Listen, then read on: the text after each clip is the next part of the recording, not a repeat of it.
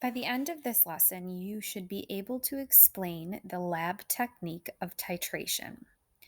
Titration is a lab technique that uses the reaction of neutralization to determine the concentration of an acid or a base. And concentration in this case will be measured in molarity. And what I'm going to do is walk you through this technique because you will be doing a virtual titration lab following these lessons. In a titration, you have a measured amount of a solution that we don't know the concentration of, and we're going to titrate it with, and by titrate, I mean we're going to add a substance to that solution that we do know the concentration of.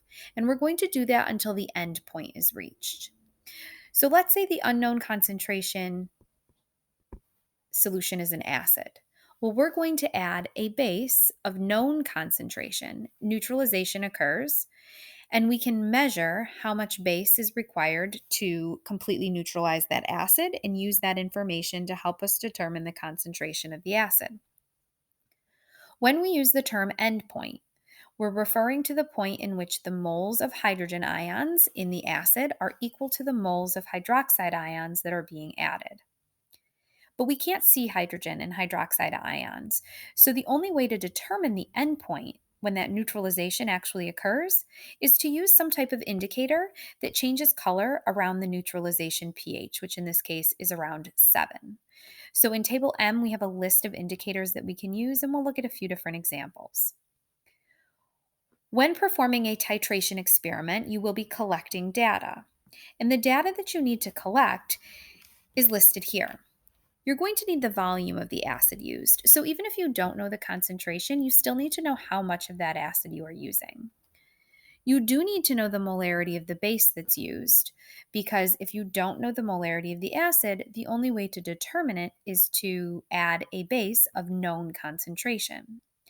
And then you're also going to need to know the volume of base that is required to complete the neutralization of the acid. And you can do this by measuring the initial and final volume readings of a burette. Now, a burette is a piece of lab equipment that is used to measure volume. And it's a quantitative measurement, and it's also fairly accurate because of the markings on the burette. But a burette can be tricky to read. And since you're going to need to be able to read the burette in your virtual lab, I want to go over how to do this. So you see here you have two pictures. The first on the left is labeled as the initial reading. This would be the reading before any base was added to the acid. And the final reading would be after neutralization occurs. So inside the burette would be the base.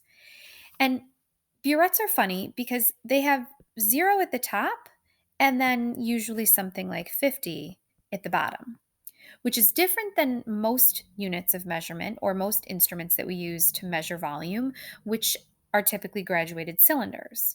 So it's important to read it correctly. So when you take a look at this initial reading, most people would look at this initially and call it 6 point something because we're used to reading up. However, on a burette, the measurement is backwards. You start with 0 at the top and 50 at the bottom. So we have to make sure we're looking to see what two numbers the measurement falls between. So it falls between 5 and 6, which means our answer has to be somewhere between 5 and 6. Okay, so we have our decimal here. Now it's important to read the bottom of the meniscus. The meniscus is the curved portion of the liquid, and we want to read the very bottom of that. And if you take a look at the measurements on the burette, we have 5 here, and then it's broken up into 10 equal increments between 5 and 6, meaning that each of those lines represents a tenth of a milliliter. So if this is 5 milliliters and this is 6 milliliters, this middle ground right here is 5.5 milliliters. Now we can see that the meniscus is just below the 5.6 mark. So it's somewhere between 5.6 and 5.7. We can estimate one place value further, and this is going to be important in your virtual lab. You will need to estimate one place value past what the burette actually measures. So in this case, we are going to estimate that the initial reading is 5.65 milliliters.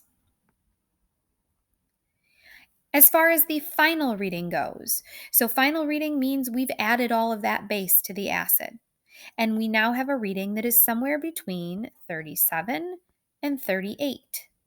And it looks like it's pretty close to 37.3, maybe a tiny bit below that line. So I'm going to call this 37.0 because I can't really see if it's below the line or not, but I know I have to estimate one place value further.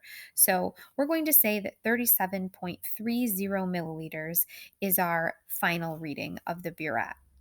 Now, the reason this is important is because you typically are going to need to know the amount of base used. And in order to find the amount of base actually used in the experiment, you're going to take the final reading and subtract the initial reading.